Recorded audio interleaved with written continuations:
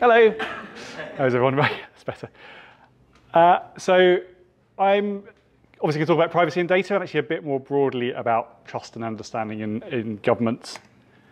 As Stephen said, I work for an organisation called IF, and we believe that more of the products and services that we rely on, that people rely on, should respect more of the rights that they have.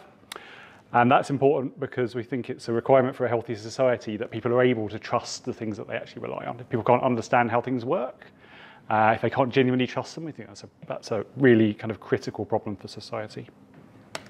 So we work with the organisations who are shaping our digital world to show how they can genuinely be trusted with data, try and help them do that. We kind of do that in three ways. So we help with the design and kind of like systems thinking around designs of new products and services for companies. And that includes organizations like Google Research and DeepMind. We also help train developers and designers and policy people in new ways of thinking about data ethics and design. And we also conduct data ethics assessments for companies to really help organizations reflect on how they're managing data so they can do a better job of it. So we just started doing one of those this week with the energy company Bulb, which is proving really interesting. Today, as Stephen said, before working at IF, I worked at GDS. So actually, I think the bunting's partly my fault, so sorry about that. Obviously, I spend a lot of time thinking about privacy and trust, but also government. So this is me kind of like trying out three ideas on you. So go easy. I haven't done this talk before, so I'll let you decide how and where they connect together. The first thing I'd like to talk about is the idea of showing the seams of government and why it's important to expose just enough of how data is moving about the system. So I want to start with a quote, which I like, which is from either Arthur Balfour, who was the Prime Minister at the turn of the last century, or Geoffrey Howe, who was a minister in the Thatcher government. And it's democracy is government by explanation. And it's kind of the idea that people, if you're going to have a genuine democracy, people need to know, there's an obligation on government to explain itself to people, to explain how it works. And that kind of needs to be a conversation. And while I'm a firm believer that you should never have to understand the structure of government to be able to access a public service, there are times when people need to understand the rules. So there should never be a time when we totally obfuscate the workings of government from people. I think if it became this thing that just magically always worked, what would that mean? So there's a nice quote again from a designer called Matt Jones, who works at Google these days, saying that like the magic of software is kind of a power relationship. So I'm kind of interested in the things that make that relationship a bit more balanced. And there's a couple of ways we can do that, I think. And anyone who's looked at IF's website, you'll have seen hopefully our data permissions catalog, which we'll talk about in a sec.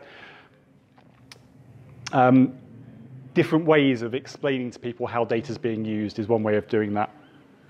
So kind of like exposing to people like what's happening here is someone's proving their age. Okay, that's really clear.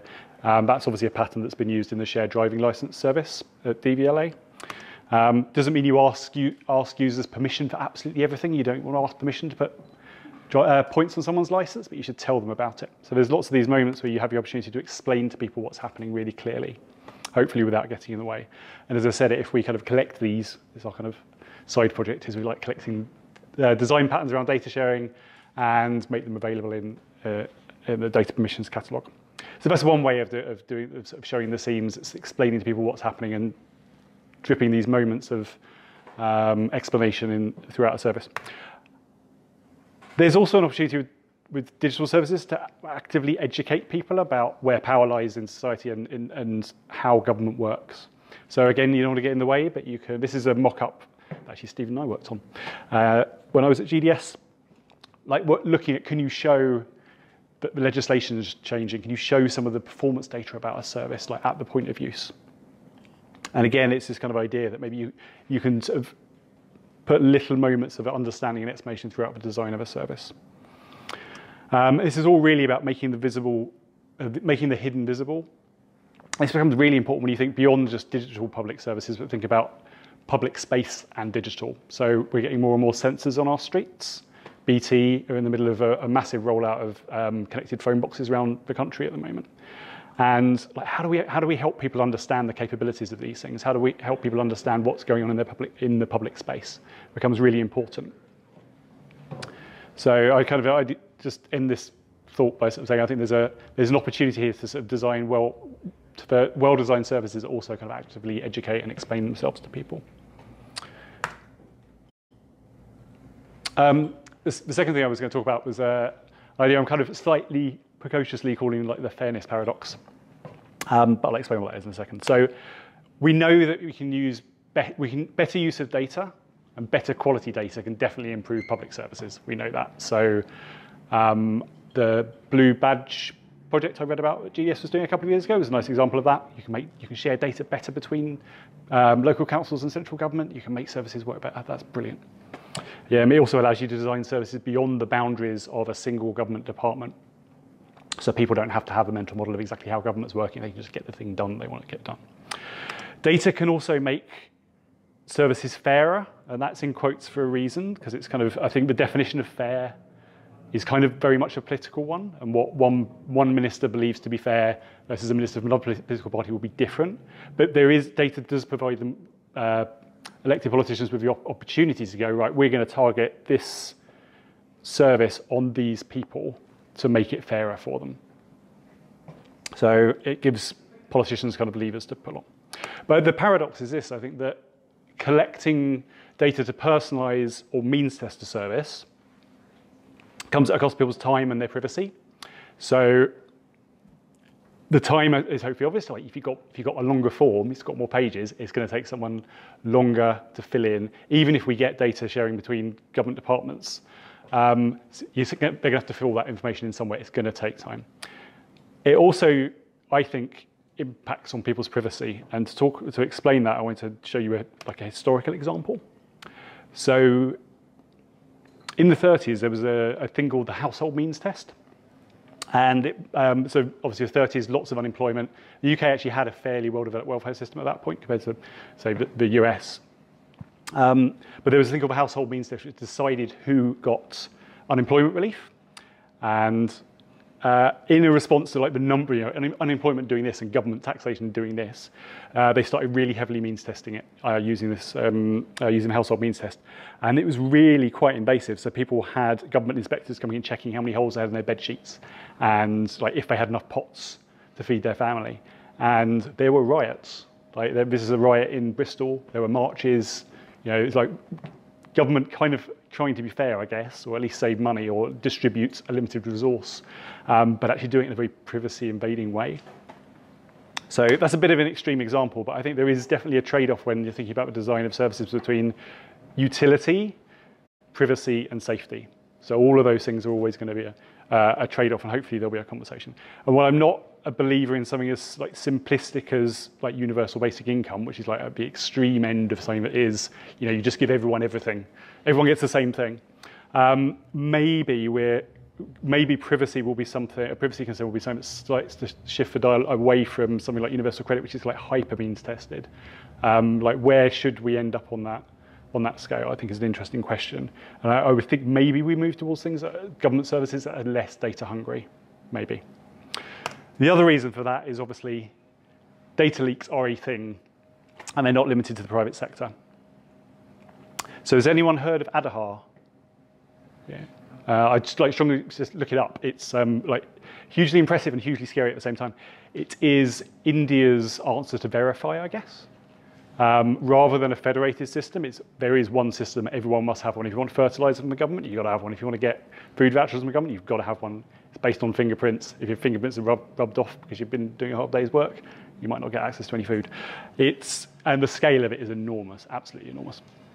And this is a story from earlier in the year where it wasn't a data breach as such, but someone somewhere in a government office via an anonymous WhatsApp account was basically taking on-demand payments for access to people's data. So this is a fact of life. It does happen. It's going to happen. A couple of other examples. The Oregon Employment Department lost the best part of 1 million records of people's employment history. South Korea had to reissue all of its ID, like equivalents of national insurance number, because those all got leaked. It was like 80% of the 50 million population. And it makes me really worry about data sets like the National Pupil Database in this country, which if you've not heard of it, if you went to school after the year 2000, you're on it still. A lot of very sensitive data on there. So if you don't collect the data in the first place, it can't leak. And that might sound like an obvious thing, but I think definitely my experience of working in government is data minimization was not always a thing that people were thinking about. I came across a lot of kind of databases where you go, why is there a national insurance number on there? Where you might be useful. You never know. It's how you kind of link stuff together. You hear that a lot. So I think there's not always a thought that maybe there should be around data minimization and retention for that matter. Finally, I want to talk about data access rather than data sharing, even though I've said data sharing a couple of times in this talk so far. And also a bit about how government uses data at the macro level. So some of you might be aware of this. So I've said earlier that there's some really good things you can do with better use of data across government. There's also some bad things. So last year, NHS Digital and the Home Office signed a memorandum of understanding to share data about people who might have breached their immigration terms. MOU is a memorandum of understanding is a purely administrative procedure, and actually if you look in Hansard, it was described as this. It's like it's purely administrative. So there's not really the oversight. It doesn't appear that there was a debate in Parliament about this at the beginning. There was later. Because it was finally scrapped when it surfaced that Public Health England, so separate from the NHS, they have a kind of a role in protecting broader public health. So like stop smoking. If there's a massive Ebola outbreak, they're going to be people who turn up in the chem suits. And they said that data sharing agreement could present a serious risk to public health, and their worries have been comprehensively ignored. So putting aside the fact that this is essentially government prioritising short-term immigration figures over the risk of an epidemic, which is possibly something that should be debated in Parliament, there's just not a lack of oversight here. Data tends to just get shared point to point in government, and we don't necessarily have the conversations that we should be. Doesn't mean it's always being used for nefarious purposes, but it's potentially, there's not always going to be a conversation there. So we probably need to move from a world of memos of understanding to data infrastructure that's designed to actually put people and accountability in the loop. And we need to move from a world of data sharing to data access. So data that's stored by organisations whose sole responsibility is to make sure the data is really high quality, that anyone across government who needs to use it and should be using it does, but also acts as a guardian and a custodian of that information. This kind of leads on to the question, though, I think, of like, what is government the right shape to do this at the moment?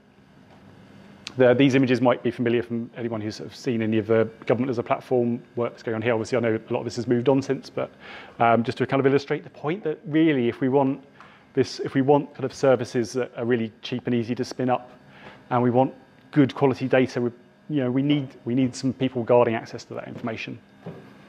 I'm not sure we have that at the moment.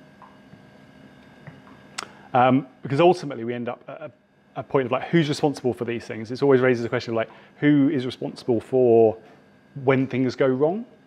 Is it a minister? Is there like, should there be a minister for looking after like one of those little registers? Who knows? But this feels like kind of the public policy that as more and more government services around the world digitize, we're going to, and more every public policy question comes down to data. We want to get more people into employment. It comes down to data. We want to make people better. It comes down to better use of data so we can train AI models to spot people's illnesses. If we want to help people through education, it's going to come down to data. Who is responsible for guarding access to that information, making sure it's good quality, and knowing who's accountable for it is kind of like the public policy question. So I'll just kind of finish on saying I think better digital services to the public. They're obviously brilliant. That's why like everyone's here. But I don't think it's in the long run, it's not quite enough, because we need to be thinking like both as kind of like as designers, but also as wider society, I guess. Like, how do we design accountability, data ethics, and trust into the services, into policies, into legislation from the beginning? Because I don't think that's always happening at the moment. Thank you. That's me.